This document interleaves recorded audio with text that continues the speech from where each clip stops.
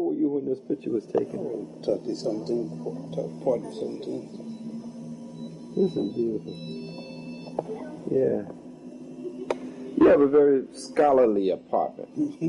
Very scholarly. It's easy to put down something. Okay. Sure.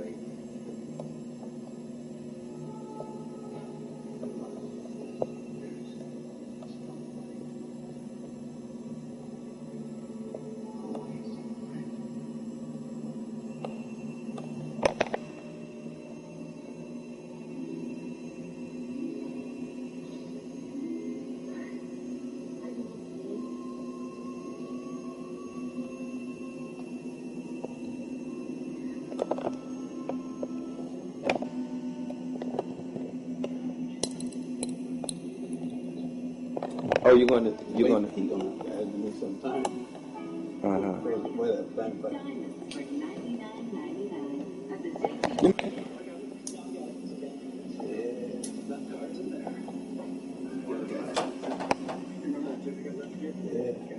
I just put this, as usually this is together, I just try to change it and get in the book together. What are you working on this one? This is a book dedicated to John Clark. John Henry Clark, you see. This is me front here, and then I start here. This is dedication to John Clark, Dr. Clark. He gave our dedication to Dr. John Henry Bobo Clark as he makes a great and mighty work. Then here is going to be John Clark. This is all John Clark. Dr. Dignitaries and locals unveil John Clark. And this is John Clark. About him, the new street. The street naming to John Clark. The Wrangler and his wife and everything. John Clark. This is the town meeting they have for John Clark. And end. the dedication to John Clark. Then I start the book. It's a book of African history and the different aspects of African history. This will cover the cases, John Clark, and different things that happened and all. But this book is dedicated to John Clark. Can I?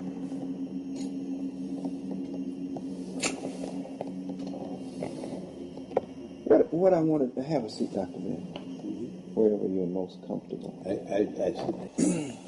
In doing this dedication to Dr. Clark, Dr. Clark meant a lot to you. I knew him for just a slight bit of 60 years. 60 years. Tell me about. He's 2 years older than I am, and I know him out in just the beginning of World War II. Just that time, I know him. I'd come up here from Puerto Rico, where my parents lived, of course, and I had a child. I was married, had a daughter, and then I came here because it became impossible for me to live in Puerto Rico, my father said, because I had gone against my class as they had it at the time, and I had to change profession because I didn't like law, even though I had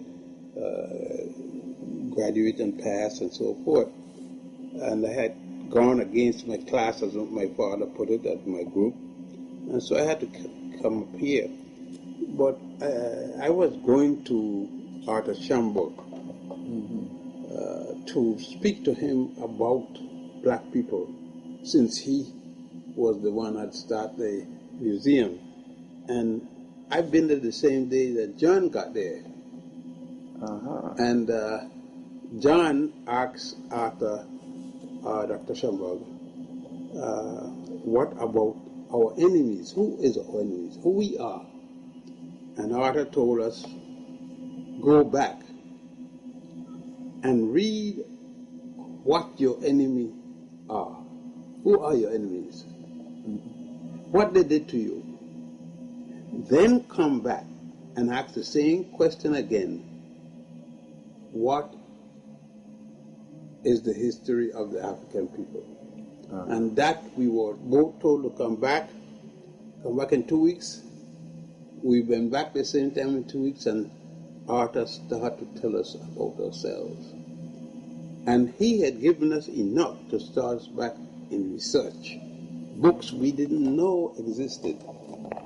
Right there in the library. The library being, we used to see the old building, not the one in the corner. The one in the corner is a new building. But right, the second building used to be, the library was in the back. Yes. And the Schomburg library was in the front. You had to go in the front and the second floor to go over to the first floor of the next library. I forget that library name is County College Library. And that began the friendship. John eventually was to go towards the Marxist side. And I couldn't do that. I was Garveyite. As a kid from home, I had seen Morris Davis, Aviso Campo, and all these men are nationalists of those places, the islands. And I had heard about Garvey long ago, so that I came here a Garveyite, which was contrary to my father's position. Even though my father was when people like, he was not a Garveyite. I was the Garveyite. Contrary to what my father and mother wanted me to be. Your father wanted you to be a lawyer. Well, he wanted me not only to be a lawyer like himself, but he wanted my political ideas to be non-political. To hold no political view. But to the contrary, I was building a political, because I was living not in luxury, but I was living. I could eat. My father both and my mother both professional. I could eat daily, but I had seen the fangito. What's the fangito? In Puerto Rico, this is the worst thing you could see, where people live in desperation. People eating for garbage, eating what they could get. When the U.S. Marines and the U.S. Navy had a base there in Puerto Rico, and people go down to the dump, the Navy dump, and wash bones and wash the bone and eat. People were desperate. People was dropped dead in those days. I had lived through that. When I go into high school, I was lucky that I had one sister. She is up in Grand Rapids, Michigan. She's up to about 20 years older than myself. And speaking.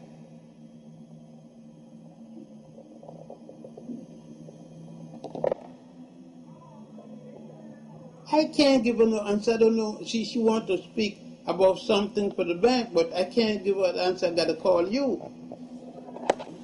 So you had lived through that poverty. Yes, I had seen the poverty. Puerto Rico was nothing but poverty, rich and poor, not rich and in that. The middle class Puerto Rico, you can tell them from the rich, because they shop the place, same place, they buy food the same place. They did everything the same place. And then you had the poor. You had no middle class, hardly any middle class. And I had come and I experienced my youth in Puerto Rico and in the U.S. Virgin Islands in such a youth. How old were you when you came here to America? 20. I came in the U.S. carousel. The carousel was a dredge. I was a man then. I was a man with a child in my early 20s. Yeah. And so, did you meet Dr. Clark right after you came here? How long were you here? I wasn't here for no time. I had come here to my uncle, Caspar Hussein, and he was the number system man. He and Alex Pompey. They brought the number system here from Cuba. That time Cuba was headed by Batista. You said you mean the numbers that we played? They brought the numbers to America. You mean the numbers we played? Caspar Hussein, my uncle, my mother's uncle, and Alex Pompey brought the number system to the United States. And then they got Madam Walker, and they bankrolled Madam Walker. And they collected the numbers, so that was a big business. They ran the number. The system here, my uncle had a parlor, a gambling parlor right side where the new Shamburg is, was my uncle's parlor.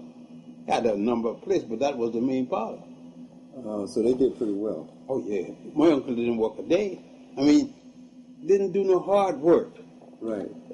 Especially when they framed him and put him in jail, then he used to work as a apparent doorman at Smallest Paradise. But he wasn't a doorman. He put down that. He was. Talk about Harlem a little bit in those days, and if you can talk about. Well, Harlem was Harlem as far as the people concerned. It was the whites were moving out.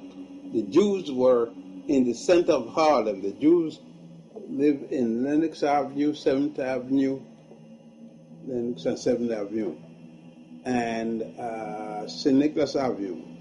Then the Irish lived on Amsterdam over, and the Italian lived on 5th Avenue over to the east side.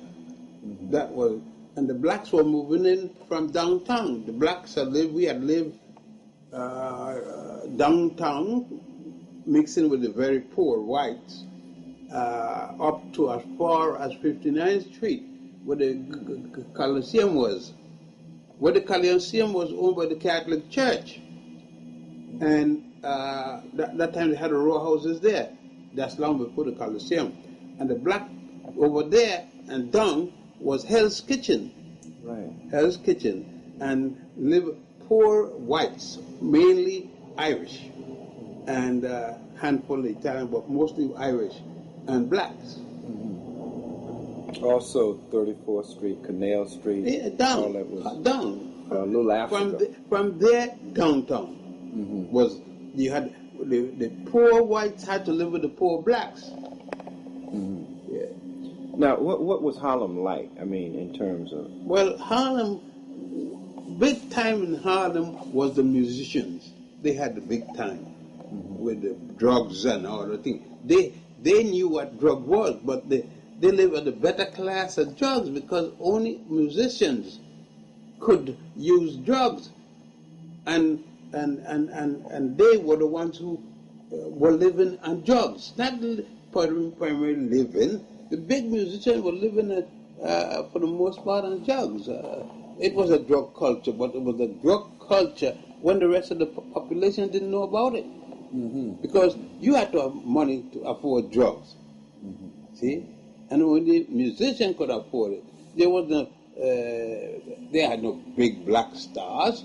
The Negro League, as it was called at the time, the Negro Leagues had the Negro League, which was homestead grade and different things that were Pompey owned.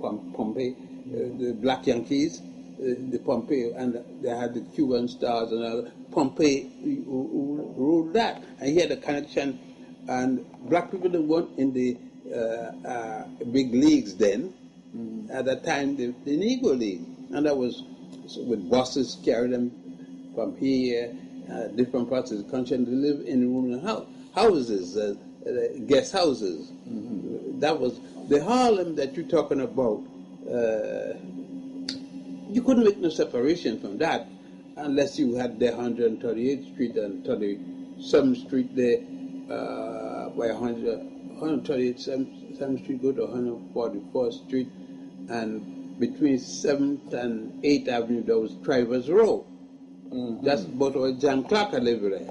Look, that was Travers Row, where those apartments was. So that was where where the affluent black people lived. Yeah. That time there were Negroes, colored folks, and all kind of things. Negroes and colored folks. Then you don't refer to nobody as black in those days. Negroes and colored. Oh yeah, man! You call somebody black, man. You throw a picture in them. You can't talk about being black. You can't call somebody black. You can't call them African. You had to be only the Garveyites. The Garveyites were proud of being black and proud of being African. Nobody else. That's amazing. Other words, when Marcus Garvey came here, the consciousness of black people was like what? Was low. Everybody brag about having some white person in their ancestry. They couldn't tell who the white person was, but they brag about who raped the mother. That's it. Look, when the black man had a white man, it was rape. Yeah, it was rape. But black people didn't brag about it. They weren't proud of it. They were proud of it. They were proud that their mother slept with a white man. That's why they brag of their white ancestry. That's how they're going to get a white ancestry. How else were they going to get a white ancestry? More than the mother was a cook for some white man or something, and he went to bed with her. He went to war with pressurizing her. And the consciousness of black people was low. Was that low? They didn't like themselves. They saw themselves as piggy-headed, nappy-headed. They couldn't find a hot comb as fast as they could get $1. It went to the hot comb, and then they come with the concholine and other things. That was the straighten up of the hair. They put a thing called concholine, and straighten out your hair. Black people were ashamed of themselves for a long time. When did the consciousness and how did it begin to change? Garvey changed it. Garvey, before Garvey, but on a very minor scale, was Captain Delaney, and others like that had been doing the work that Garvey had talked about. Captain Delaney carried back a number of Africans to Liberia at his expense. And he owned a boat and different things. He was very wealthy man. And he was before Garvey. There were a few men, but not on the scale that Garvey used. None of them attempted it. Garvey was a mass scale. Why was Garvey so effective in the Western world? To the poor people. He was not effective to the people with money. They fought him. Or the black people with some money, like the fellows that the people considered colored gentlemen, that fought to get Garvey put in jail. Even the Jews didn't go for Garvey either. Frank and all these people for the Department of Justice were predominantly Jews, and they were against Garvey. They put him to jail. They give him very hell.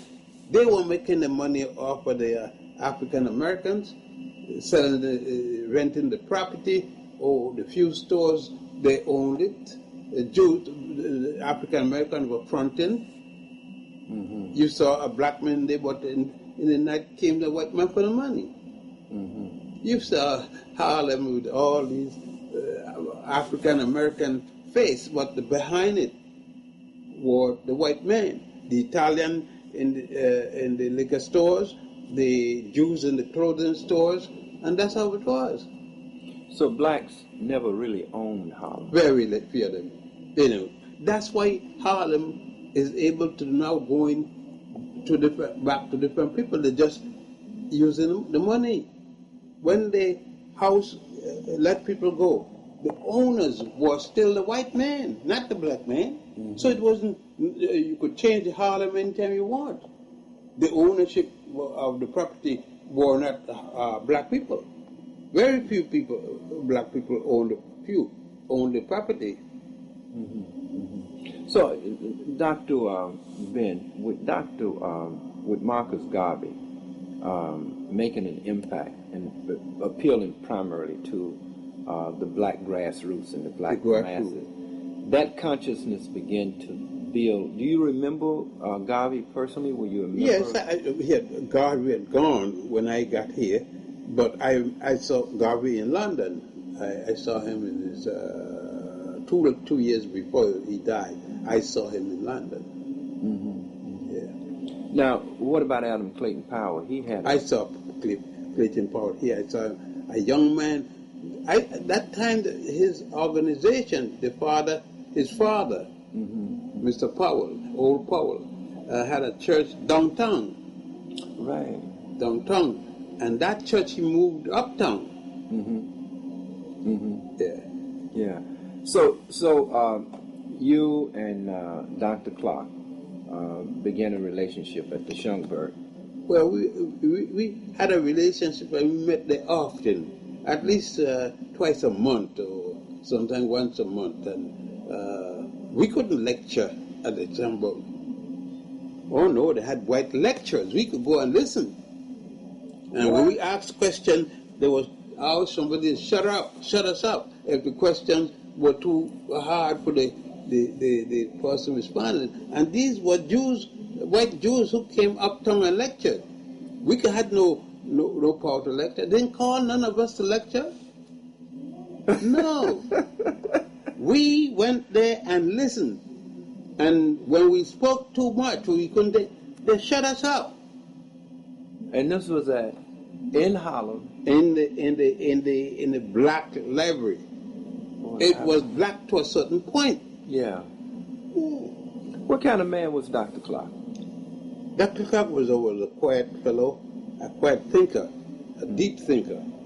And he generally didn't have very little outbursts. And if any outburst, it was quiet.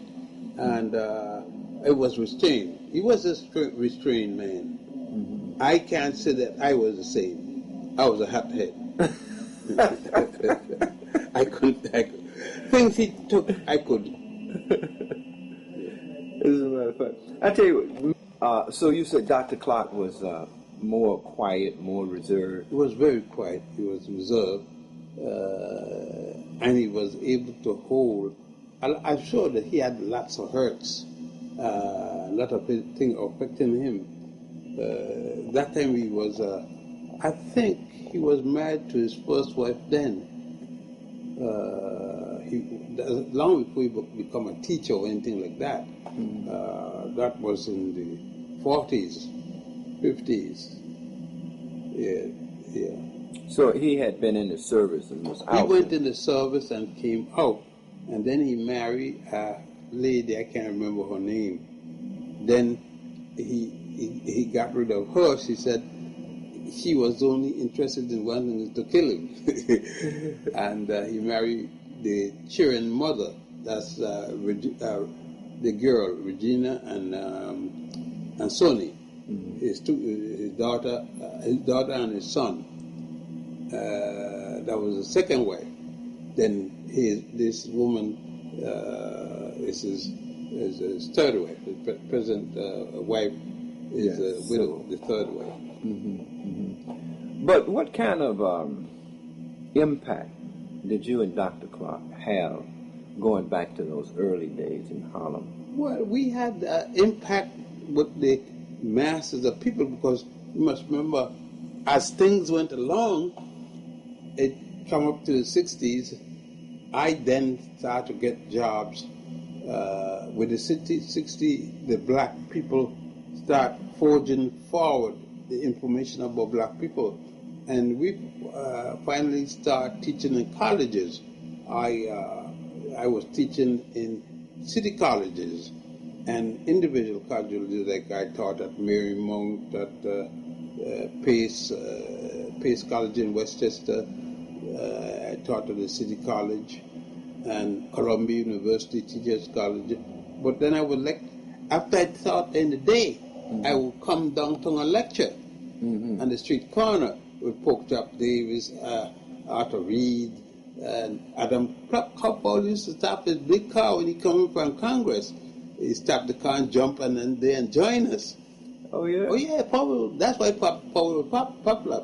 He had an in with people, and the average person can understand it because he would come up an hour later and speak to the people anywhere on 125th Street. We spoke on 125th Street.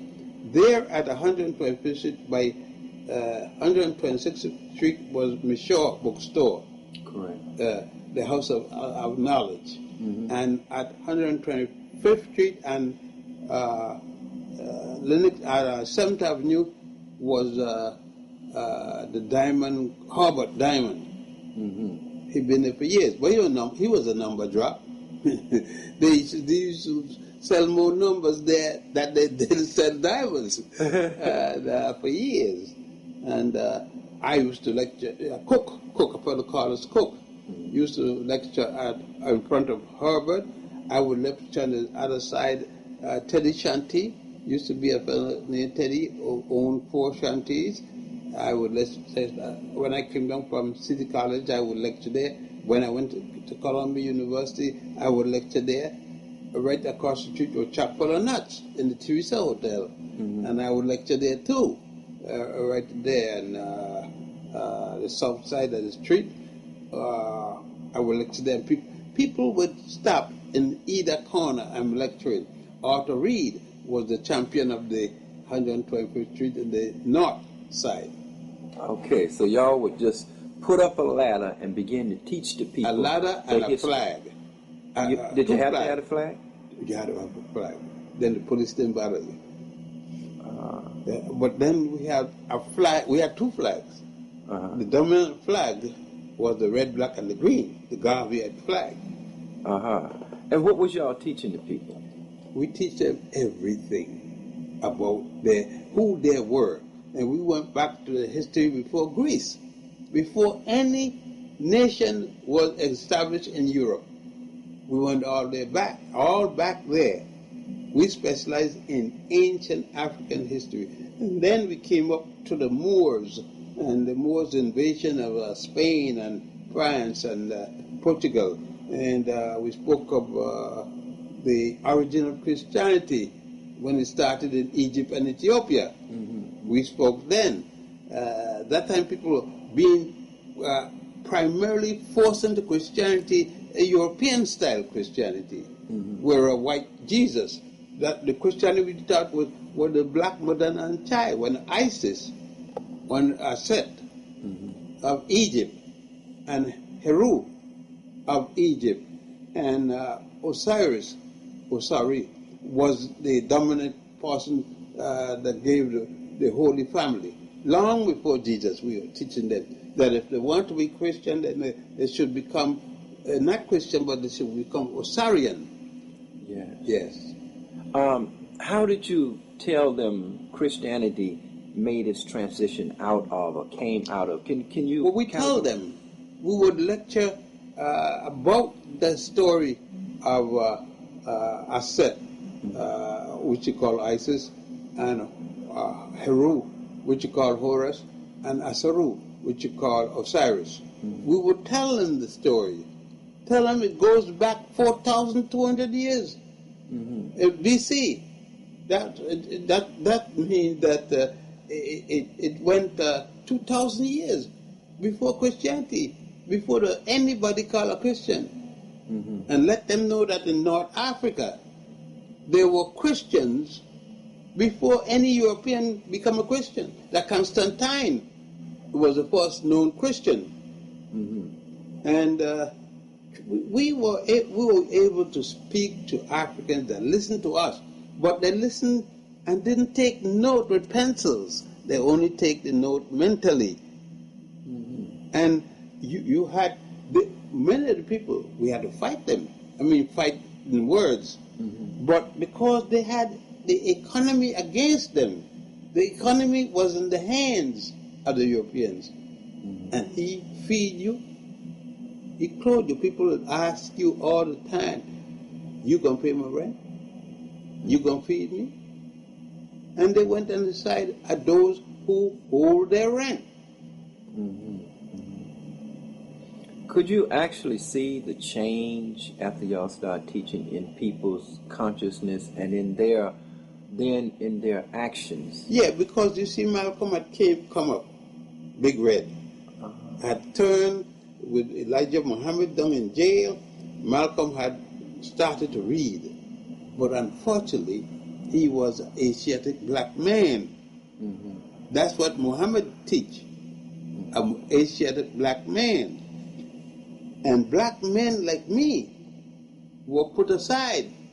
You had to be light-skinned like Malcolm, or like Muhammad. You see, Malcolm's wife was a rarity. She was dark-skinned, and he wasn't the first choice of Malcolm.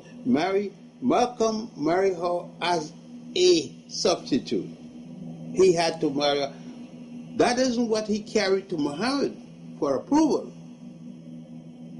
A lot of people don't know that. All right then. Yeah, a lot of people don't know that. And that when Muhammad's son had told Malcolm that the woman that Muhammad made pregnant was one that he had sent there also. Muhammad was to get her ready for the ministry. But you know what happened. And that made Malcolm mad. So, I just want to look at those masses of people that listen to y'all every week and the kind of transformation that you could actually see. And there was people going and coming.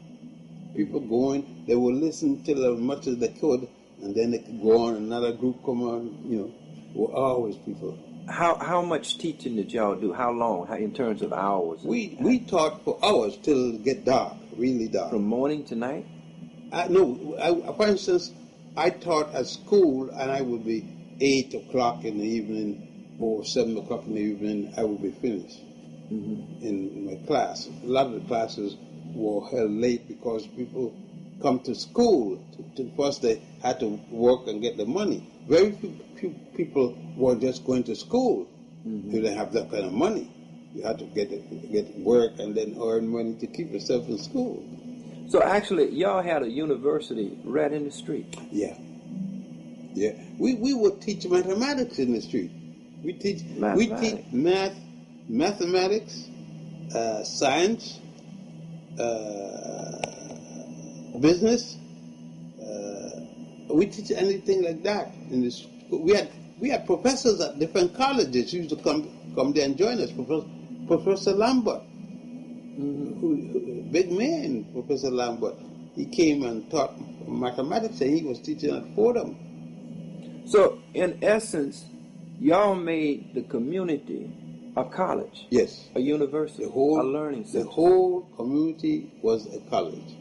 We taught them anything. What we taught uptown or Columbia or City College or Hunter College, we taught there in the school. We brought it up there. And taught it in the street? At 125th. It was started. 125th Street, 116th Street, and 135th Street, 7th Avenue, Lenox Avenue, where else? And 5th Avenue. Now, could you actually see the change in people's actions and consciousness? We saw change. How could you describe it? That's why, you see, I was very anti-minister. You know why? Because the ministers fought us. That's why when I met you, I was so hostile. It wasn't that I had hated ministers, but what ministers used to do to us. You see, every week, the police would be on horses, and the horse would come right on us. The horses used to put up the horses to a stable where Posner, a fellow named Posner, had started the beauty products, the Concoline. Yeah, right. And that was 127th, 28th Street between 7th and 8th Avenue. The police used to become right there. And the Communist Party was against us. Yeah. The Communist Party would clap when the police come and chase us up the corner. So the police actually would chase y'all off? The police would chase them and lock up. Many of us would go to jail, lock us up in the night and leave us put us out the next morning. Just for teaching?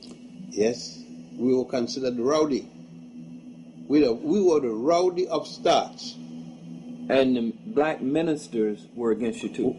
They would ask the police to lock us up. Oh, now I really... The ministry have always been with the police. They have always been with the system. Because they consider us making trouble. And we were always fighting against the church.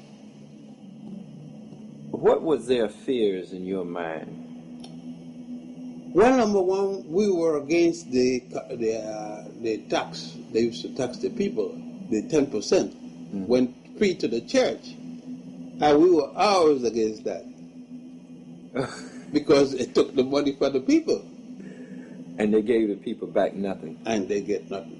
You see the ministers go to the bank Monday morning with his big bag, and you see him in the bank every Monday morning. Right? Yeah. And the people had nothing in return more than the shouting. That's it. So the churches were not building schools? Oh, no. In those days, weren't. That came later. That came later. And the school they built was to shout more. To schools and Jesus. What you could tell the children about Jesus in a school, you could tell them at church. Yeah. You make them study about Jesus. And Jesus isn't real.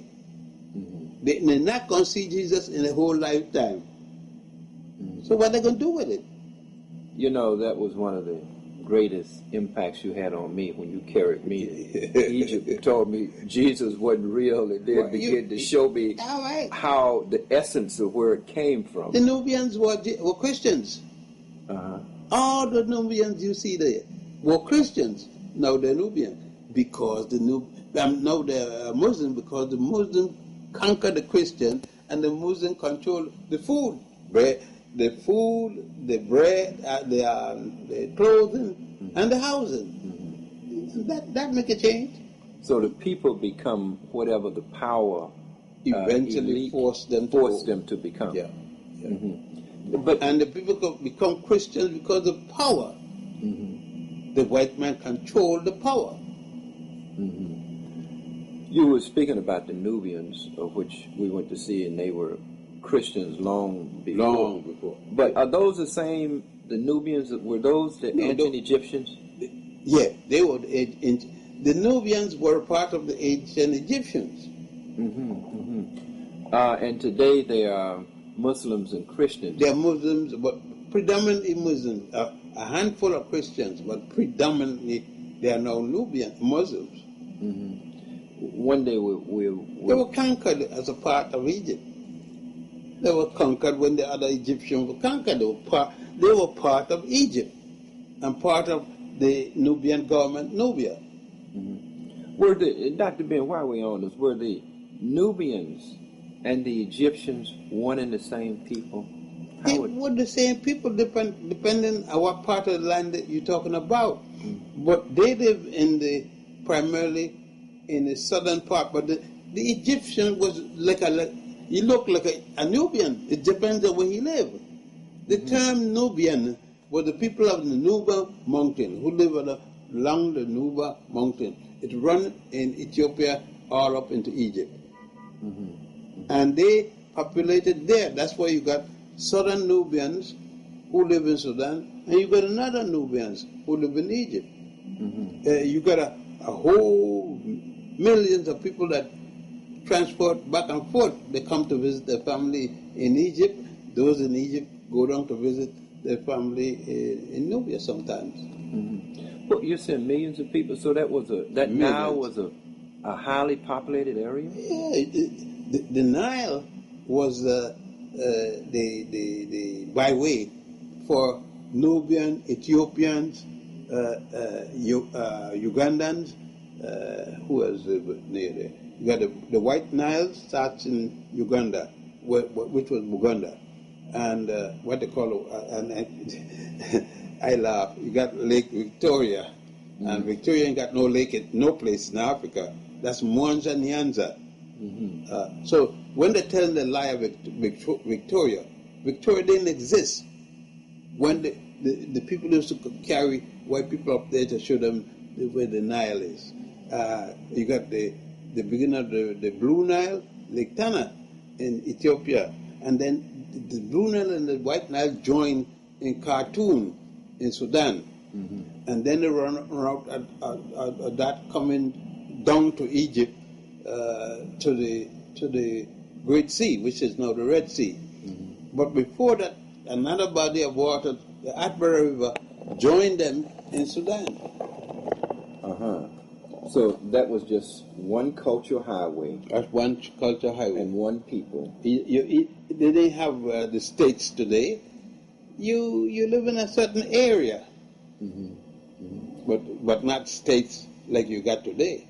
The Berlin Conference make that nonsense. One of the things that I would like to ask you, because when you look at the value system of ancient Egypt, where the Ten Commandments and all this come from. The Ten Commandments, it came out of the negative confession, 42 laws. The negative confession is way before the Ten Commandments. You don't have a Jew. It was 1675 BC when the Hyksos came to Egypt, and the Hyksos brought a little bit of people hang around called Jews, Haribo or Haribos. Then you hear the name Abraham. They didn't have no Adam and Eve yet. They didn't have no God named Jehovah yet. That little group of people eventually came the Jews. There is no record of them in Egyptian writing. You don't see them in the stones. You don't see them in the paintings. That's right. You don't see them anyway when you go to Egypt. That's right. Yeah.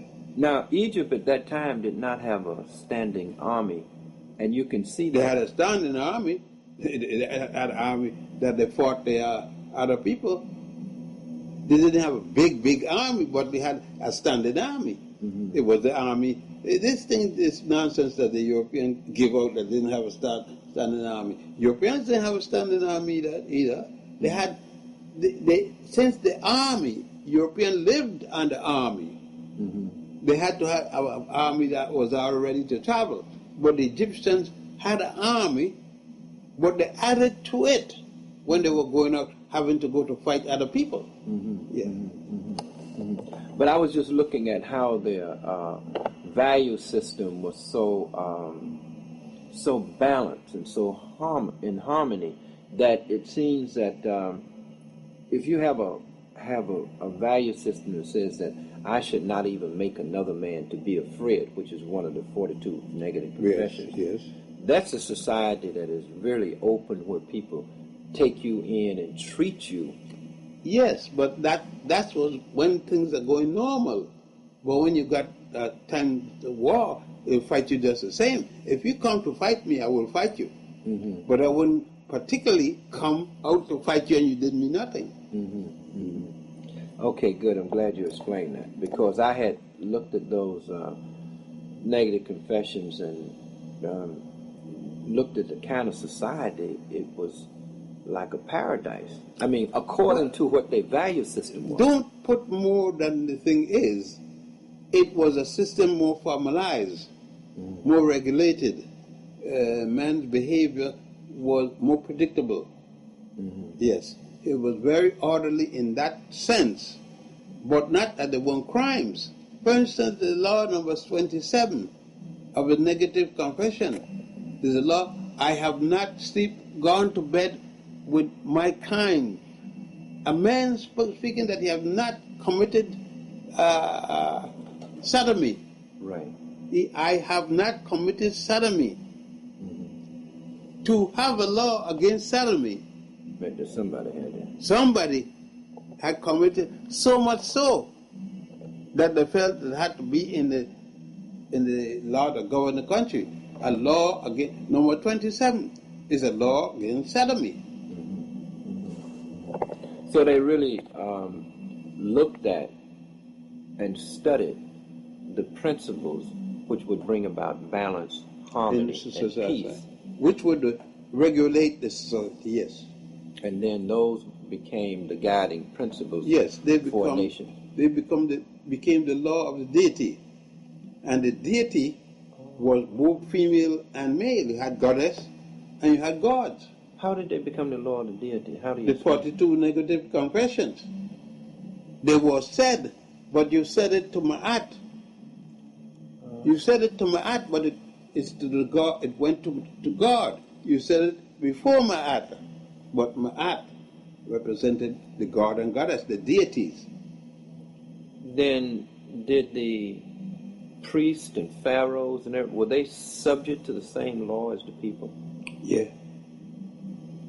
They were. Yeah. They were subject to the 42 negative confession. Everybody was subject to the negative confession. That the Pharaoh said that when he died. But how could you keep him accountable? You couldn't dethrone the Pharaoh. You looking for the law to make sense. Law don't make sense. Law is the belief of men. You see, men didn't always worship gods and goddesses. Or man worshiped his ancestors before that. The Egyptians too? Yeah. You worship dead people. When they died, it gives you more reason why you honor them. You didn't have to be dead to be a god or goddess. You were alive when you be. And some people, then you carry your power with you. But because many men were gods and goddesses in their lifetime. Was Osiris a real person? Osiris was the governor of On. On today is called Cairo. Where Egypt, you see where Egypt, you go to outside of Egypt, you got On, the city of On, the city of the sun. Osiris was governor up there. So he was a real person. He was supposed to be a real person that turned to a god. Why did they make him? How did that happen? Maybe just. It is a part of the theology. Okay, but he must have did something in his life that. Yeah, because he acted in justice. He was an honest man. You got justice when you went to his court. Okay. What about Isis? Was she? Isis was his wife, Aset. Oh, okay. So they modeled. She was his sister too.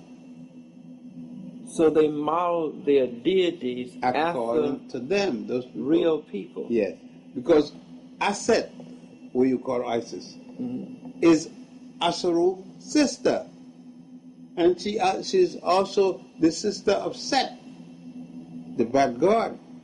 Osiris was the good god, Asheru, and Set was the bad god because he did bad things. Equivalent to what you call the devil today. And he was historically supposed to have been a real person too. So this was a family. A real person that did bad things. So this was a family. Yeah. Asaru, they were sisters. Did you know that Asaru and Nephthys and Aset were sisters? Osiris and Set were brothers. They were a foursome, four people who were brothers and sisters to the all four. And there were two bad women. Nephthys was not considered good, and Set wasn't good. Osiris was good, and Isis was good. One of each. One of each. So actually, they looked at the makeup, the character of humanity, of human beings, right? And they then projected that in terms of. And they put that out. Yeah. That became God and gods and the laws and everything started from them. Yeah. And then they could see how to balance that. But in terms of ancestor worship, was there a kind of a uniform culture throughout Africa? Yeah, you honor the ancestors become the gods and goddesses throughout all of Africa. Yeah, all of Africa. So, ancestor was normal. You're gonna love your grandmother, you're gonna love your grandfather, you love your great grandmother, your great grandfather. Naturally, you're gonna love them. They're the people who give birth to you. You're gonna love the people who give birth to you. Always. Your grandmother go big shot. So Egypt was not that different from the rest of Africa. No, it was just more pronounced. It's where you got the writing. Egypt is different because the fact that you got the first writing. Egypt and Ethiopia, there is where you get the first writing. They record it. Anybody else before that is a belief. Before writing is belief. Writing make facts. You could record events. Right. I could tell you what a man said 300 years before. I don't live it. But the man write it down. Writing start facts. Now, one other thing that all these European historians try to project in terms of removing the institution of writing from Egypt and putting it in Sumer and Mesopotamia and all that. But wasn't they that can just... talk it, but it can't produce anything to support it. Well, now they say they got the cuneiform, and the dots. They said these dots mean this. They said so. But the evidence they can't produce. But when you take up Egyptian writing, you could see writing, actual shapes. It has writing. Don't have to be that, and this. All they know. Many people say that that they believe that these things were created anyway and planted over there, and they not. That's right, because only lately they couldn't produce a language. a complete language, whereas in Egypt you had a complete language. You had a writing for the priest who wrote the theological writing, and eventually you had a writing for the masses. They corresponded to each other. So The intellectual mass, so all the average man couldn't read. They had the ignorant poor people couldn't read.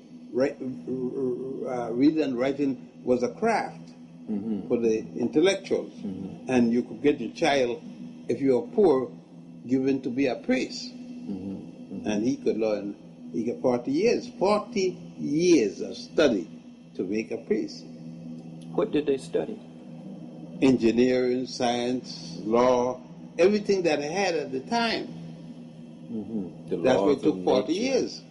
Astronomy. It took 40 years because he had to memorize these things. Memory.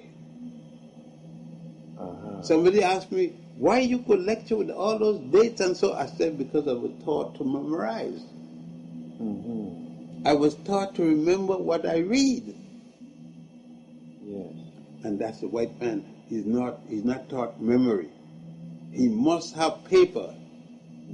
He has been taught to memorize. Let me ask you, just in terms of North Africa, where that area of Mesopotamia and Sumer and all that, that was just an extension of Northeast Africa anyway, right? North Africa ended where Egypt ended. So who lived in that area? Egyptians. No, I'm talking about in the area of Sumer. Were those Then African people? above Egypt comes Israel. Okay. But wasn't Israel once a black land? I mean, black people? It was another land. In those days, they didn't speak of black people and white people and green people. Unless they said black, you assuming. That's why I don't speak history in color of skin. I speak by name of country. Okay. You know the changes of the country by name. You don't. They didn't talk about black people or white people. No way you saw it in the ancient language. So they were not races in terms of color. They were races, but not in terms of color. You can say, because they didn't say color. They spoke about nationality against nationality. And then you would know they were races, because it turns out to happen to be that the nationality against a nationality was a white nation against a black nation.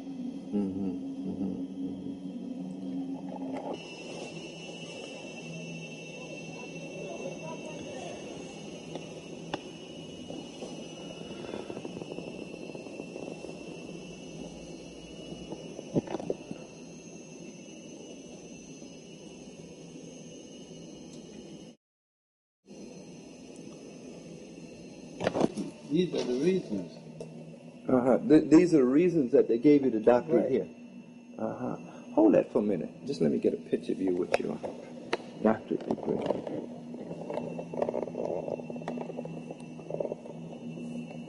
How do you feel about being bestowed with that degree, Doctor?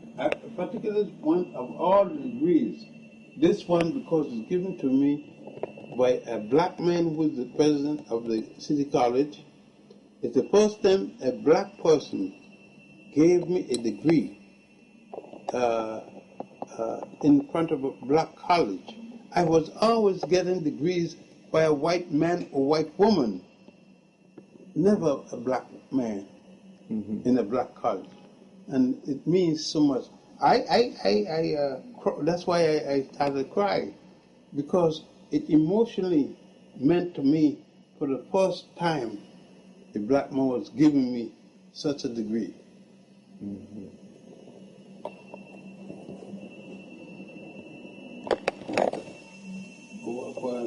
Whereas from 90, given the time, they give of my life, see?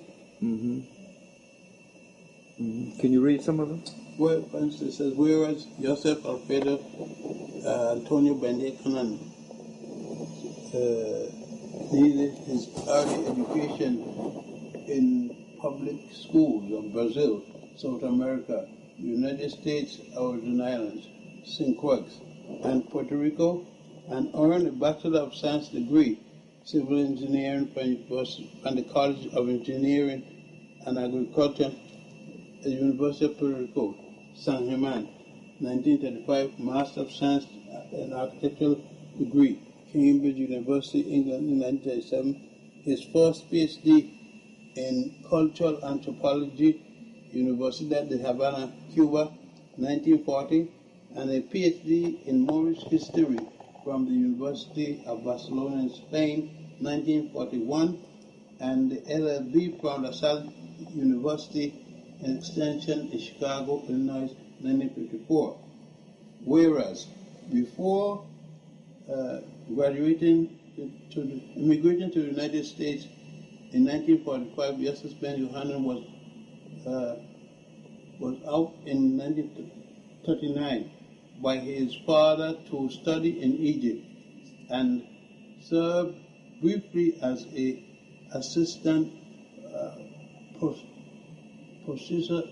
prosecutor in Puerto Rico and was an associate professor of Caribbean and African history of the University of Puerto Rico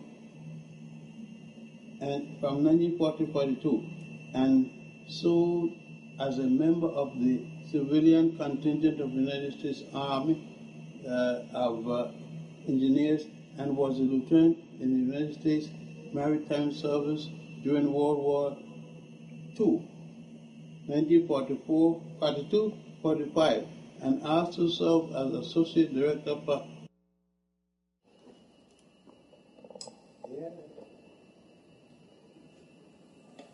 You know what I was thinking about, Doc? I was thinking about the first time you went to Egypt. What it must have been like. What was your impression? You were a civil engineer, right? Yeah, but I was. My parents had sent me to Egypt, told me to go to Egypt. I was sent to Ethiopia, and then when I finished with Ethiopia, I went to Egypt. My father, I was following my father's suggestion that I had to go to Ethiopia to see my grandparents, his mothers, and his father. My grandmother and grandparents, both of my grandparents and my mother was in Puerto Rico. But that grandfather in Puerto Rico had a special arrangement, a Caribbean marriage. A marriage where a man could have 3 and 4 women. He wasn't a Christian. My grandmother wasn't Christian, and my grandfather wasn't Christian. I didn't come from a Christian family. My father in Ethiopia was Hebrew, Beta Israel, or what you call Falasha, a bad name. And my mother in Puerto Rico was of Hebrew, black Jews, a rarity. See, they had black Jews in the Caribbean, and she happened to be one that was in Puerto Rico. So my father had promised that someday he's going to send me to Ethiopia to meet my grandparents, because I had come from Ethiopia to Brazil. My father been assigned to Brazil to work with the coffee industry as a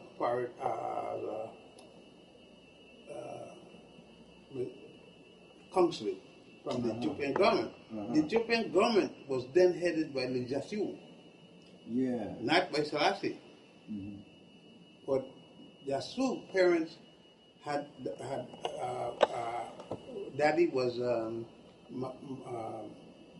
the emperor. Lejasu was the emperor that got in the battle of in 1986. What I'm talking about? With their tank. 1986. And he left his son, that Joshua was his son, with his daughter Zadito. And Selassie was supposed to be taking care of them. Selassie was just a cousin. Selassie murdered Lidja's mother or poisoned her. He arranged for the overthrow of Lidjasu, but when Jasu married a non-Christian woman, married a Hebrew woman, and he was marrying a woman of each religion to keep peace in the country. Mm-hmm. Selassie then overthrew him on that basis. He and Abuna Johannes. Mm-hmm. That was 1924. And ordered that all men who were working for the Jasu head would go. So my father, if he realized if he was out of a job, and if he go home, he will be killed. So she and my mother ran to Cuba. They could get to Cuba. Then my mother made arrangement to get them in Puerto Rico because she was a Puerto Rican. She was born in Puerto Rico. He met her in Spain. Thus, my uncle, her brother, make arrangement for them. And my uncle brother was also a lawyer. Mm-hmm. And he make arrangement to my father to practice. And they saw my family move from Cuba to Puerto Rico. My mother, my father, myself. My mother was to do anything, she's a Puerto Rican citizen.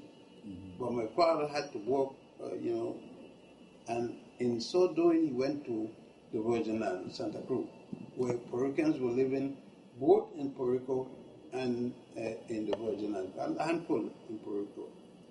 And there, my father settled down, would come to Puerto Rico and again to practice. Hello? Good morning. The weather is bad. Yeah. Okay. Yes. And then when that had settled and my father settled out there, he couldn't go home, he be murdered by Selassie. Then he become a citizen of the Virgin Islands. Mm-hmm. But he couldn't become citizen because even people in the Virgin Islands had taken over wasn't citizens. They were just living under the American flag. Mm-hmm. The Americans didn't make citizens. America didn't make citizens until 1932. Mm-hmm. You see, you remember the Virgin Islands, black people. They got it from Denmark. They bought the island from Denmark. Mm-hmm. And there we lived, and I started to go to school. Then in Puerto Rico, I would go back and forth in Puerto Rico. I was going to school in Puerto Rico. And then my father, when I went to the college and everything, my father decided it's time now that I go and visit my family to see, because, different things that were said about me, about the African and this and that. So my father said, it's about time to meet my people and see my country, to see what my country had, and in interest to Puerto Rico and the top people. Because in Puerto Rico, it had two black towns. We all black. Mm-hmm, mm-hmm. And that was Carolina and Louisa. Two black towns, pure black. And they were next to the university town, Rio Piedra. In that place, I grew up, and basically in Fajardo, where the family headquarters were. That's the eastern end of Puerto Rico. And I start my trip back to Ethiopia when I finished visiting in Ethiopia, and the way through Egypt, because I had to travel that way. Mm-hmm. The Suez Canal was a thing that took days to go through. So I went through. But when I reached Alexandria in northern Egypt, mm-hmm. I had to go to visit, follow my father's instruction. But the only thing going to the south, the train, was no room for black people. The British had owned The British just controlled England, and England had controlled Egypt. Uh-huh. And they didn't allow black people in first class, second class, or nothing. You went in an open train in the back. It was Third that class prejudiced? train. It was so prejudiced. I don't give a damn if a father was the captain or the emperor or the who of what country. You black. If you are black, you Egyptian. If you are Egyptian, period. If you are Egyptian white as snow, you can go first class. It was English first, other Europeans second, white Egyptian third, black Egyptian fourth. Boy, we have really been through something. Oh, don't care where you go in the world, it'll come in a black-white issue. Mm-hmm. Because in the Pacific, they had a black bird. It was equivalent to the slave trade. They called it the black bird. So you said to a fellow from the Pacific, he would say to you, I never had a slavery here. You said you had a black bird. You say, yeah. I said the same thing. Different name. What was the black bird? The black bird was slavery. And that was in the Pacific. They called it black bird. Instead of calling slavery, they called it the black bird. The same, this behavior is the same thing. The white people enslaving the black people. So this happened all over the world? All over the world.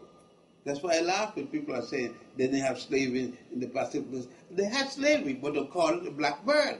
Mm-hmm, mm-hmm. In another country, they called it another name. But it was still the same practice. Mm-hmm. So, Doc, when you went to Egypt and you couldn't ride first class, and how did you get around? Run the open third class train. Uh-huh. Uh-huh. And there was open third class. But Egypt was hot. Yes.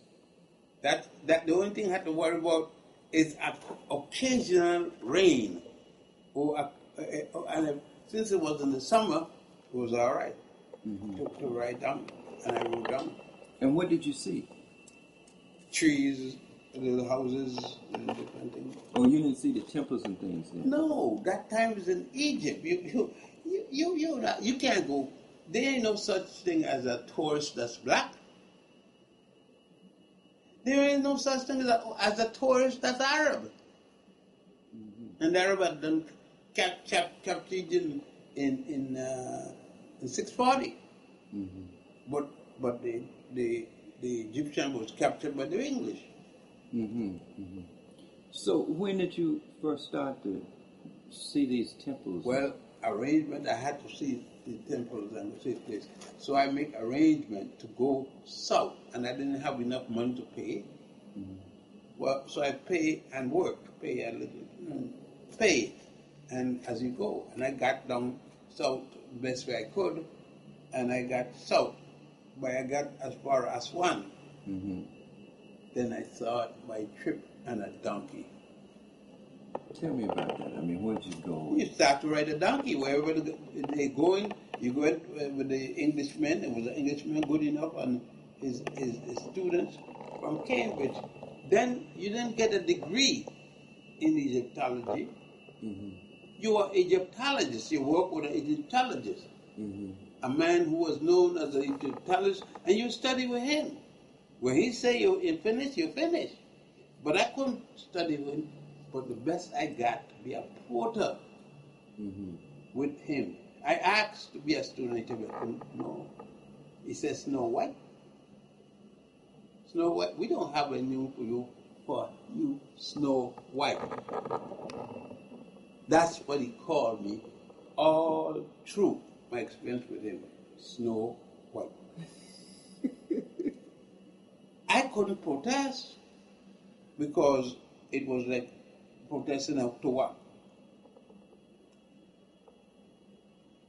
All through I went through the years that it took that was trained, learning Egyptology, learning everything. Mm-hmm. Hearing on the side, I was a porter, servant to everybody. Mm-hmm. To make fire, make this, make that, run water, run all the errands they need. When I got to learn, little, I listened. I listened to what they were learning. Mm-hmm. And when they studied this and that, I followed. And so I learned. What year was this, Doc? This was 1930? 32 and so forth. That was almost 70 years ago. Yeah. That was 6 to 8 years ago. Yeah. And how long did you study? I'm 82. And you've been studying? I have never stopped studying. I am studying from the time I'm 5 years old. I've had a book in my hand because my parents told it that I had a book in my hand. Mm-hmm. And you even got a book here this morning talking to me and writing at the same time. Yeah. I don't put down the book normally. I keep studying. And that's why I write so many books, because it sounds impossible to people, but they don't know me. I just don't stop writing. I do two things at a time, at the same time. Mm-hmm. Mm-hmm. But when you first went to Egypt and you were acting as a porter, that's the only job you could get and so forth, did you already have your degree? Yeah, I graduated in Puerto Rico at 24, and 6 is 30. I was born 1918. 18 and 10. 1928. Yeah, I was in Puerto Rico. Yeah. So you already had your degree. So you really, when you began to see these temples and things, was when I went to Egypt. And what was your impression? How did well, I couldn't understand it. I didn't understand that people were building such things. Mm-hmm. I saw them working on places. They had done build it. You know what I mean? The Egyptians were then in captivity. They were then under the British. Mm-hmm. And they had served under the British, they had served under the French, they had served under the people from southern Europe, the Romans. The Romans, they served under the Greeks, they served under the people I want to remember, the Turks. Yes. Every one of them been in there. After the Egyptians, after the Persians, after the Syrians, all of them had come in, did their thing, and gone out. Mm-hmm. At the time, did you know that the ancient Egyptians, when you first began I know to they study, were black. It's obvious the people were black. Oh, so you knew they were black? Oh yeah, you could see they were black. Mm-hmm. You could see them, and you see the people without the power, and hear the stories going. Mm-hmm. Then the English I treated them as the owners of the culture, but they were subject. The English are subject to them. The English were the big boss over anything, including Europeans. The English was the boss. So you saw these temples. You didn't understand their purpose and everything. I know what they were saying, but the full meaning didn't come to me yet. But when I started to study, and I realized that the English was there to study the same people they had enslaved, that the people who they had enslaved, it was their history. It was the Nubian, the people they call Nubian, and the people, and the subjects. And the Nubians had not become English citizens. They never were considered that, because England didn't give them citizenship to nobody. It is the Civil War, when the Arabs overthrow the British, Nasser and them overthrow them. They people grab their own citizenship. Yeah. I was just wondering, I looked at my own impressions of the temples and things when I first went to Egypt, and the impact it had on my thinking. And I was just wondering what that impact was on your... Well, I was as sophisticated a person as I am now. But as I realized very fast that this was oppression like it was in the Caribbean. Mm-hmm. The same oppression that I was feeling from the American government. Mm-hmm. Being in the Virgin Islands and being broke as a boy, I felt the oppression of the United States. The United States was a conqueror, was a colonizer, still is, in regards to what they call Puerto Rico or what they call the Virgin Islands. It don't make a damn thing what name they use, the oppressor. And I know what that was. And I saw it in a harder stage in Egypt. So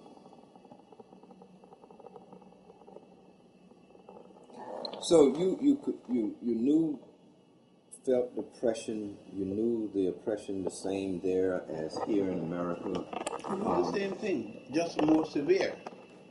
The British colonialism was more severe than the American colonialism.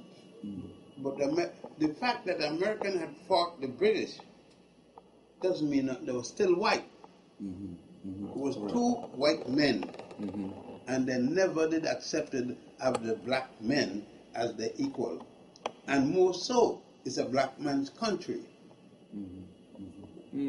So you knew that Egypt at the time was a black man's country, but they were oppressed and dominated. Yeah, but they didn't deal in that. They dealt with if you were a Muslim, you were supposed to be even. Muslim was equal, but then it came when Muslims started to fight Muslims. To me, it was always obvious. I could never accept Islam like I didn't accept Christianity. Like I didn't accept any of those colonial religion. Christianity had stopped from being Egyptian long when Constantine converted. The Europeans took over Christianity. And Christianity stopped from being a black man religion and it became a white man religion. The power stood in the white Christians. I was just trying to look at your young years in Egypt, studying and growing and understanding. But I was studying irregular, just hanging on with these white students, 7 students and a white professor. And I was indirectly studying, but not studying. I wasn't officially studying. I was a helper. That's the best I could become there. I don't give a damn if you're Arab, you couldn't come nothing else but a helper. You couldn't be a student. There was no such thing. For black people. For black people or non-African, non-European, and non-English couldn't be. You either was a British or you were nothing. So the British controlled the whole study of Egyptology. They controlled Egypt. It was their creation, so to speak. It was their creation.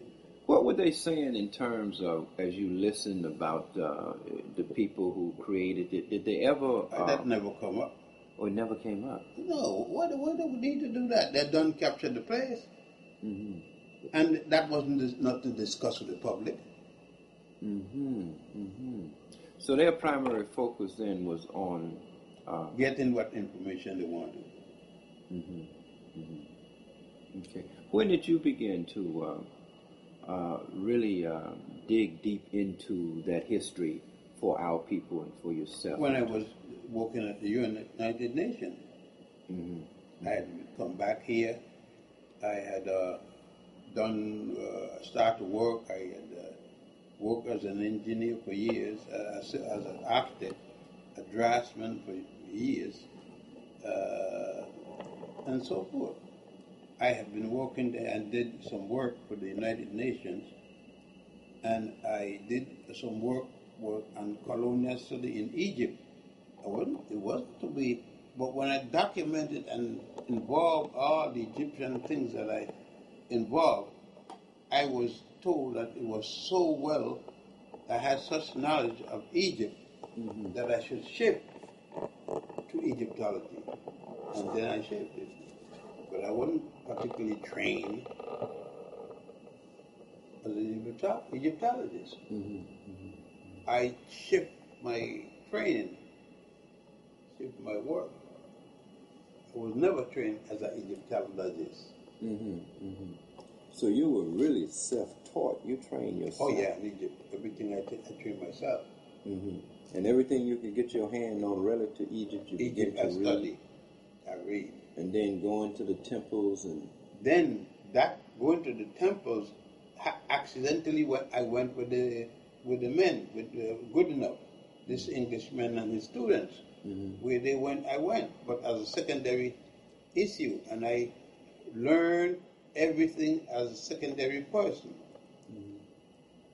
They weren't paying attention to me if I was learning or not, because number one, I couldn't learn. I was black. Ah, so it was like you Being weren't even black, there. Being black, you are just nothing. Nobody can. You didn't ask questions. You listened. And they talked as if you weren't even there. They didn't take black people as students. A black man was nothing. How did that make you feel, Doc, realizing that they... Just like the slave felt. I didn't feel no different than the slave in America felt. I was under the same condition. I learned because I had to learn, not because people were teaching me. You know, that brings me to a point. A lot of people say to me, why you spend so much time going back, you know, in the history and all that, man? We've been getting our ass kicked today. Going back, studying all that history and going all back to Africa and Because Egypt, that ain't going to help us. What do you say to It people means like a that? person. I don't discuss it with that person. I just listen to him. He's got a different function than me. He got no pride in being black. He gave up his pride long ago. I didn't give up mine. I am proud of being black. I am proud of learning everything that black people did. What is the benefits you think that we occur mastering our history? Being a better, mastering my history make me more knowledgeable of myself, better of myself. I'm more of a man. I'm a whole man. The more I know myself, the better it is for me. If nobody else, just for me, I'm satisfied. Nobody. It got to mean nobody. I don't beg nobody to feel proud of my history. If they don't feel proud of my history, it's okay. It isn't my history. Learning my history is independent and nobody else. If you don't want to learn it, you don't want to learn it. I am not asking you. I'm not mad with you because you don't want to learn it. Can we be free as a people without a knowledge of our history? Yeah, well, no. But you naturally don't need freedom. You got to know yourself to need freedom for yourself. And you can't ask for freedom if you don't know yourself. I don't understand. You don't know you are locked up if you don't know yourself. Now, The average black person in the street there don't know he's a slave. The average person don't know he is in slavery. The average Christian, even though he's a minister, don't know he is a slave to the Bible. Don't know it. When you know that you're important is when you can remove yourself and think for yourself. Can't think for yourself being a slave. And unless you know of the time when you were not a slave. Then. Unless you see pride in your mother, pride in your wife, pride in everything you do.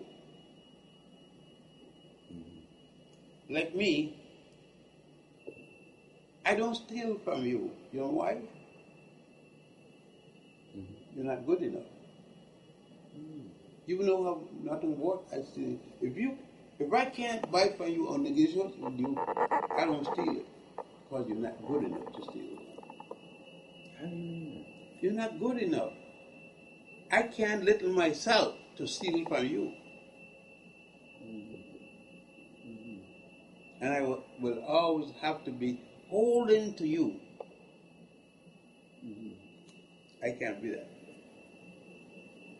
You know, Doc. I quit my first wife. My son, who is now a lawyer, one of the big lawyers in the Bronx. I was in Law Journal. He was there at the thing at the Meg Evers. The dark son. Mm-hmm. The dark one. You been there? Yeah. No. The dark son, the darkest of my son, Junior. His two sisters, one was there, one wasn't. Ruth and Naomi, the twins. I left my second wife with those two children because where I was going, she wasn't going.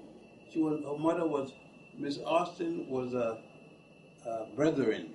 Mm-hmm. That's a white church with black members. Was an all-white church.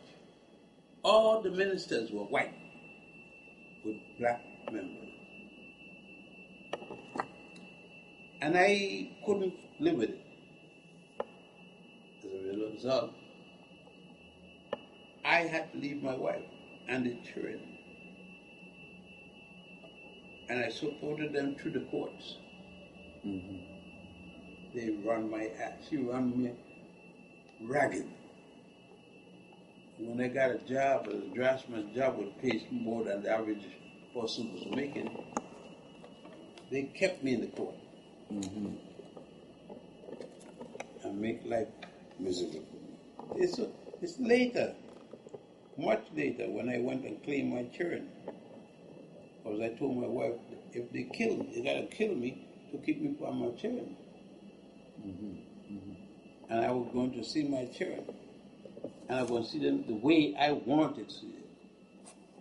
I was mean about it. And I told her I was going to kill the family and myself if they didn't want me to see my children. And my wife got scared. And so I solved my problem. Doc, a Jew told me, says, y'all, you know, the black man will never win. And I said, win what?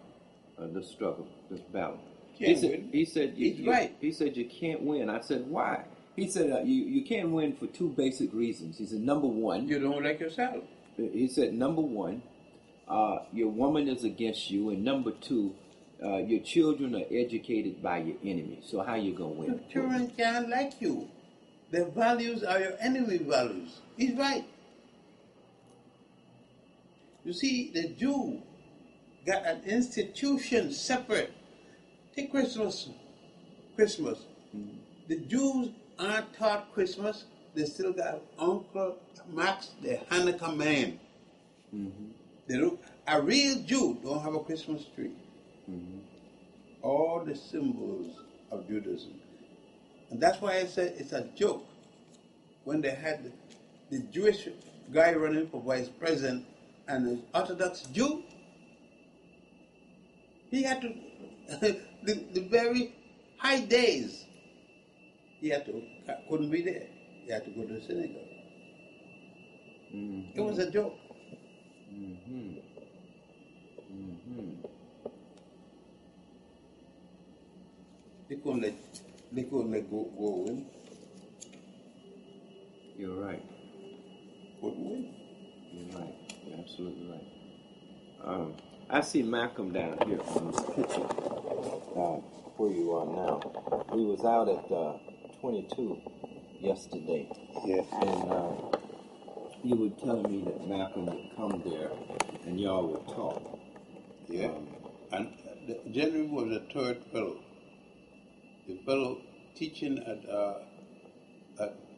St. John University out in Long Island, Matthews, Les Matthews. I want to make sure that I said always to put his name because people would think it was a personal, special band with me. No. Malcolm had liked me and Malcolm liked to speak. And he would speak to anyone that had something to tell him or not. It just so happened at the stage he had reached in, he didn't speak nonsense because everybody who was speaking to him had something to say.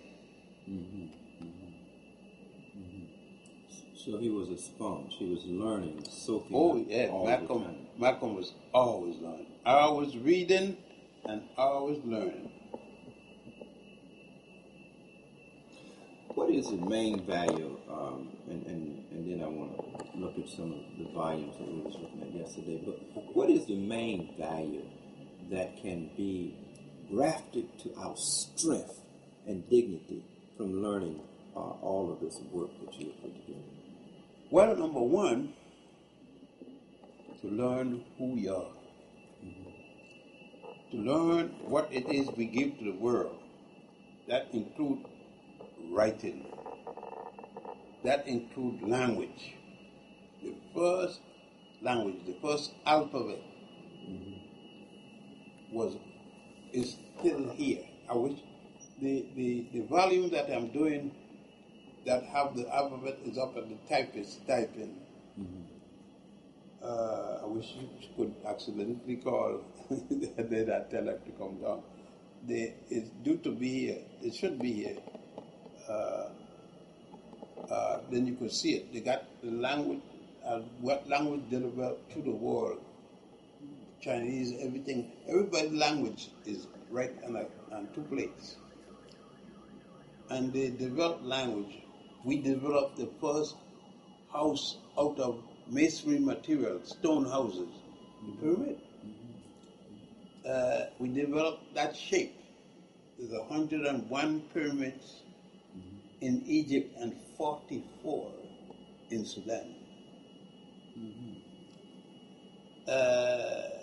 We had a set of laws, basic laws from a god and goddess, from the deities, which man couldn't violate. We had the first regulated acts of society which were not transferable, which man was not allowed to change, came from God and goddesses, came from the deity. And then we believe in a hereafter. There was a life after you die. That was the big thing. We were the first to come up with a belief, a theory. I don't know any man who knew a God, so I don't he didn't get it from God. But he said it came from God. His belief, his belief. Is there anything out here today that we are looking at, are involved in terms of civilization, government, law, architecture, religion? No, we start on the platform established by Egyptians and Ethiopians, but we are gone far from anything. There is nobody I know who practiced that. Even the Egyptians, well, the Nubian people, they have changed. And today, the position that God took yesterday, money takes today. That's what I was going to ask you. The basis of everything we got today was really laid down. It's money. Yeah, I know the basis of the value system is money, but I'm looking at in civilization, the basis of all civilized arts and science really come out of out of Africa, out of Egypt. Is that true? Well, I mean, we build on it. We can go to the moon, but we couldn't go to the moon without first. And of course, you have to have mathematics. Yeah. The Africans in Egypt provided the basis of the Western society now. The Africans started what is today called Western civilization. I got a book called African Origin, Mother of Western Civilization. And you also have a book, and you've done lectures on the African origin of Western religion. And Western religion. Right. Yeah. So Africa is the foundation. Oh yeah, Africa is the foundation of Western thought. There is no Western thought unless that the Greek brought to them, and they brought to them from Egypt. Mm-hmm. And the first Greeks that were educated, Hippocrates and Socrates and all of them, came to Egypt to study and got their education in Egypt. And they got their education as grown men, where the Egyptian took a boy from the boy age and put him in the school to study, and he grew up there, took him from his parents and trained him. The European didn't have it such thing. They came as adults to get the same education they teach boys in Egypt. The Grand Lodge of Luxor is still there. Correct. That Alexander, later comer, they had his name put there. The Karnak Temple in Luxor is still there. It's still the largest, what do you call it? University system. No, education system, and it was the last theosophical education system in the world. Now, when you said theosophical, Theology. All theology was taught there. That's where people were brought to train as priests. And it took 40 years. 40. The number 40 years to train a priest. How many people would be enrolled in say, a university system in like Luxor? I wouldn't say. I'll be assuming. But you were picked. You were selected by different priests. If you indicate agility to do certain things, depending on the priest, you will ask for your mother was asked that they want you. Who will say no? Our mother was glad. You don't have to feed you for the rest of her life and everything. And she was a proud mother.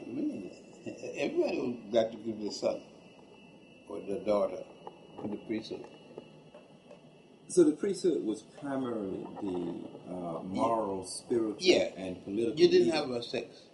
Some priests had, but majority of the priests voluntarily give up sex. You weren't compelled by a law. You just give it up. Well, gave up. So the priests did not live with women. But the other people in the society, the other men could have more than one wife in ancient times, couldn't you? You could have as much wife as you could afford. In Egypt? Yeah, anywhere. There wasn't a law how much wife you could have. When you look at the pyramids even today, Doc, many people have studied these pyramids, and they cannot, as of yet, encompass everything that is inflected in the pyramids in terms of its engineering, they can't spiritual. Because much of the science is lost. What, if you had to give kind of a summary looking at the pyramids, what could you say about them that our people may understand as an ancient people? They wouldn't understand.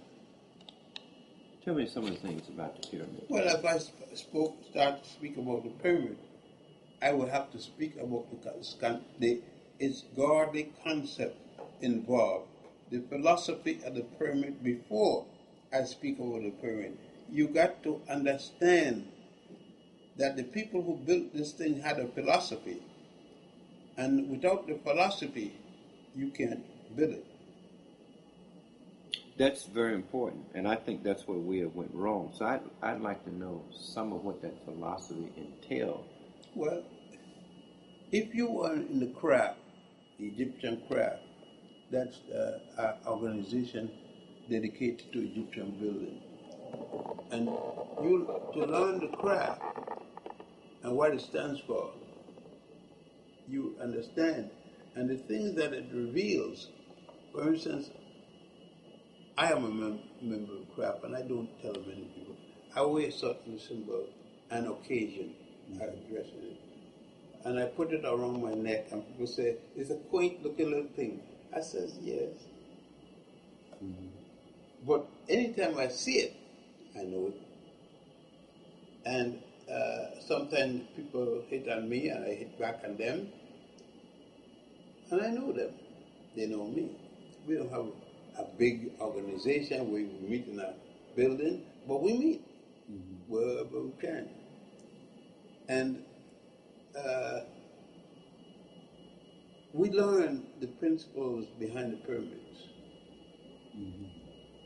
And those principles, they are revered. We don't have no women members. And it is a masculine organization. Because we didn't have women, because women were the mother of our children. Mm-hmm. And the women never worked. Mm-hmm. Women didn't go out to work. That's Western. Women stayed home and studied, never worked. Mm-hmm. Mm-hmm.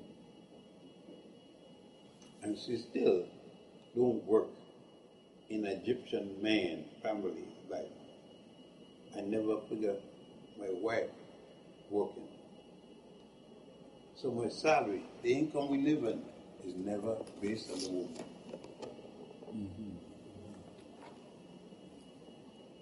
That philosophy, that purpose for the building of the pyramids, can you talk a little bit about those principles in terms of things that we need to understand today that would help us structure our lives? Well, one thing you know, you could never have a child. You will never have a child without a woman. That's true. And therefore you know, for a man to go with anything to have a child, it could never be another man. Mm-hmm. For a woman to have a child, it could never be another woman. Mm-hmm. That's the only way you have a unique family. You can't duplicate it. It must be a father and a mother. Mm-hmm. From that you start. The woman never go out the house to work. You are bound to support her with whatever ability you got. And you must respect her as such. From there on, we start with that as a foundation. That's the beginning. If you don't start with that, forget it. If you're not willing to follow that rule, forget it. And we live in it. Those of us who are members have to follow that till we die. We follow that rule till we die. So a basic foundation was that a man supports his family, builds his family, must support the family, must build for the family. Must build for the family. What is? He has no future without the family. Because you have no future if you don't have a child. That's true. And the other part of that then is how does he see the woman? What place How does he He hold has her? the woman as the first law. She is the first. She was the first goddess he ever knew. Mm-hmm. And will be the last goddess he ever knew. As a man, when the first thing he did was this. That's right. Until she put the breast in his mouth. Mm-hmm. The first thing he did. Up to now, the first thing a man do, a child, That's right. want the breast in his mouth. Mm-hmm. He wants the breast in his mouth. The first thing. Up to now. And if we watch nature, we don't have to ask the question. The woman has become second-class citizen because she allowed it. What do you mean? All she had to do, she didn't have to give him her breast. But she wouldn't He exist. would have died. That's true. He would have learned, unless she gave the breast, he is nothing. Then our first goddess is There our was woman. always a goddess before there was a god. Then are you saying that even today the black man has to worship the black woman? Oh yeah, Worship her, Dr. Ben? worship her. That's the biggest problem. We can't follow the white man and do what's right. When you say worship her, what do you mean? Worship her. There's only way to one worship, and that's to worship her.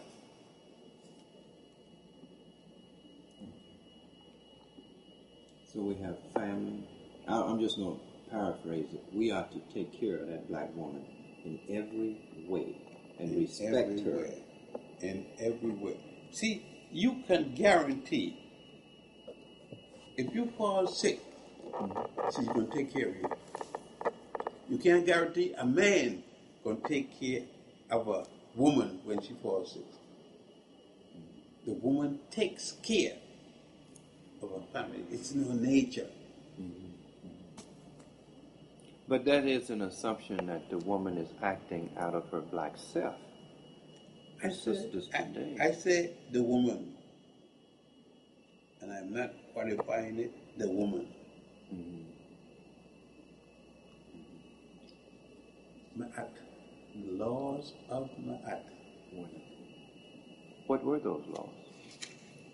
And why did they make them feminine? The 42 laws of Ma'at. Number 27, I have never permitted sodomy. That's a big law. I'm going to read all of those laws Yeah. into this interview because when you look at them, what you have is the foundation for harmony, Yes, balance, yes. love Everything. is there. But those laws are very difficult to adhere by. They're not difficult. Difficult to those who don't want to adhere to them. If you want to adhere to them, they're not difficult. But you got to make them your value. See, anything that you have to do becomes difficult when you don't want to adhere to them. That's true. All right. Yeah. That's true. If you don't want to adhere to them, they are difficult because you're fighting against your will. Yeah. And if your will is not to do right, then you are in problems. You always got something else behind your mind. You can't bring the body in submission to your will that wants to go somewhere else. All right. Now, so we have you've given us really, Doc, two very basic values and principles. for the black man to reestablish a control over his family, and that is treat his woman correctly, provide for her. I go to as Sharpton as many Saturdays as I can. Mm-hmm. Generally, when I have free time and I unique. I just have time I could go there and enjoy myself. I don't send much a wave and that's it. I have nothing to say. And then listen. And sometime in the sermon, Cathy is going to sing. And Cathy don't say nothing during the service. But when she sings, I shout and everybody is listening. And Cathy run the place. She run the meeting with her voice because of her voice. Cathy knows what she got. And she don't say a thing. But she keeps us shouting. And he keeps Cathy going. He will go everywhere. But he comes, he asks, how is Cathy? First thing you find out, how is Cathy?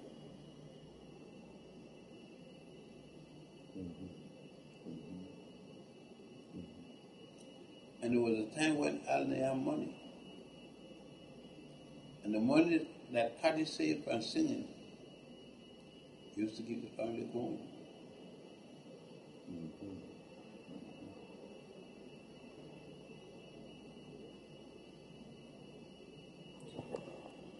Let me look at some of those other foundational principles.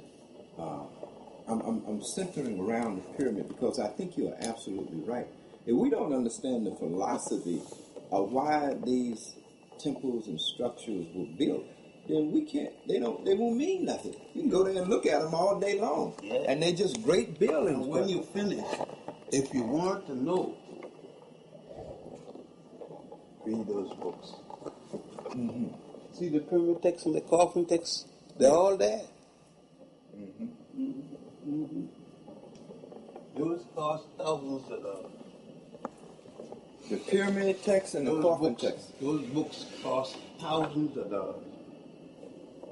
I bought those books some 50 years, 60 years ago for hundreds of dollars. And now you can't get them. Nobody will print them. They're too big.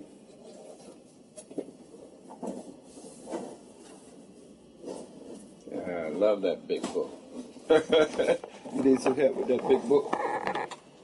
Yeah. All right. That's over. How long have you been working on this? This? Yeah. How long have you been working? On it? I put 5 years working there.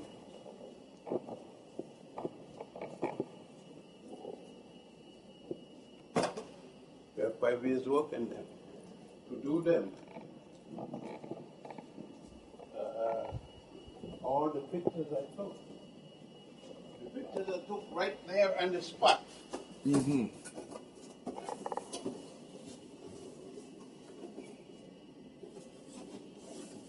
So these 3 volumes really is kind of a compilation of temples. Of the temples. I took them on the spot.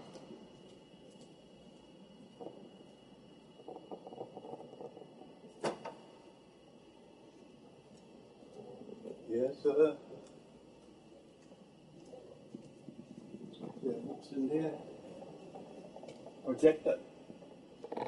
You know, Doc, I sometimes wonder if our community will ever really appreciate the sacrifice, the commitment, and the dedication of men like you. And will they ever... All the money we have is there in those books. All the money we have? All the money that I earn Oh. is in there, in material education, and all that thing. I got no money because I didn't want. I don't have no money because I spent it in there. So I know where my money is, where it's going to.